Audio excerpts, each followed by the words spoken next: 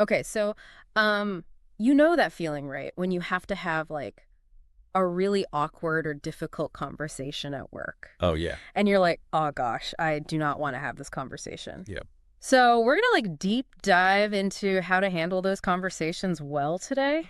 It's gonna be good. Yeah. So, first off, have you ever had like a really awkward conversation at work that you just wish you could take back? Oh, all the time. Like, who hasn't? It's part of working with people, you know? Yeah, for sure. Mhm. So we're looking at all this advice about how to handle these tough talks, and it's kind of like a lot of it's common sense, but like in the moment, it's hard to remember. Right, exactly. It's like, you know it theoretically, but then when you're in the heat of the moment, It all goes out the window. it's tough. You need a strategy. Exactly. So that's what we're going to try to do today, give you like some actual tools to use. Practical stuff, yeah.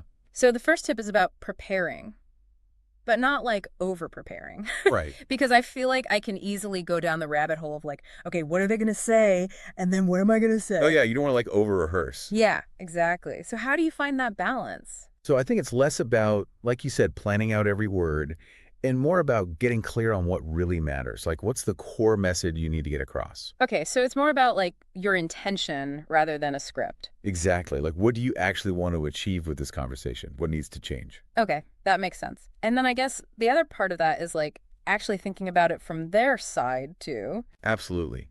Trying to put yourself in their shoes, even just for a minute, can totally change how you approach the conversation. Yeah, that's so true. Like empathy, basically, right? Exactly. Empathy is huge. Yeah. Like if someone's constantly missing deadlines, instead of assuming they're lazy, think about what might be going on. Maybe they're overwhelmed, or maybe there's something happening outside of work. That's a really good point. It's like assuming the best intentions first can make a big difference. For sure. Okay, so we've prepped, we've got our empathy hats on. What about the actual where and when of the conversation? Oh, that's huge. I think we've all been there when someone tries to have a quick word at the worst possible moment. Oh, yeah, like right before a big meeting or something. The worst. So yeah, environment matters. Having these tough talks in private is essential. It just helps everyone feel safer and more comfortable. Right, it takes the pressure off a bit. Exactly. And timing is key too.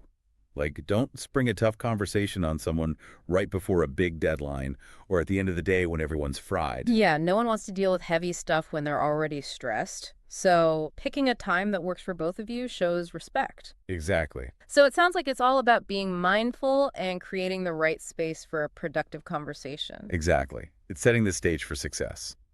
Which brings us to our next point. Oh, and this one can be tough.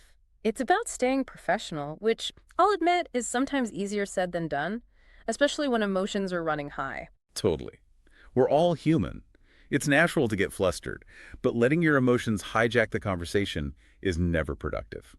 So, how do we keep our cool even when we kind of want to scream into a pillow? Well, first off, remember to breathe.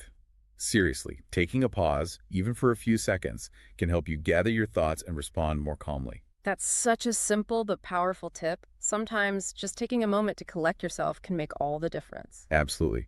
Another thing is to use I statements instead of you statements. You statements can sound accusatory. I statements are less likely to put someone on the defensive. Oh, that's a good one. So instead of saying, you're always late, you could say, I feel concerned when deadlines are missed, Exactly. It shifts the focus from blame to impact. which is way more likely to lead to a productive conversation, right? Yeah. Okay, so we've talked about prepping, setting the stage, and staying professional. What about listening? Because I'll be honest, sometimes I'm so busy formulating my response in my head that I'm not really listening. Oh, I think we're all guilty of that sometimes. But yeah, active listening is so crucial for navigating tough conversations. It's about really trying to understand where the other person is coming from, even if you don't agree with them. Easier said than done, though, right? It takes practice, for sure. One thing that helps me is to actually repeat back what I'm hearing. It's like, okay, so what you're saying is, and then summarize their point. It helps make sure you're both on the same page. And it shows that you're really trying to get it. You're not just waiting for your turn to talk. Right. It shows you value their perspective, Mm. which can go a long way in building trust. Which is probably something that needs a little rebuilding if you're having a tough conversation in the first place. Exactly. And finally, don't forget to follow up. Oh, yeah. That's a step a lot of people skip. Why is following up so important? Because it shows you're committed to making things better. It doesn't have to be a big, formal thing. A quick email or chat like, hey, how are things going, can go a long way. Right. It's like walking the walk, not just talking the talk. Exactly. So those are a few tips for navigating those tricky conversations.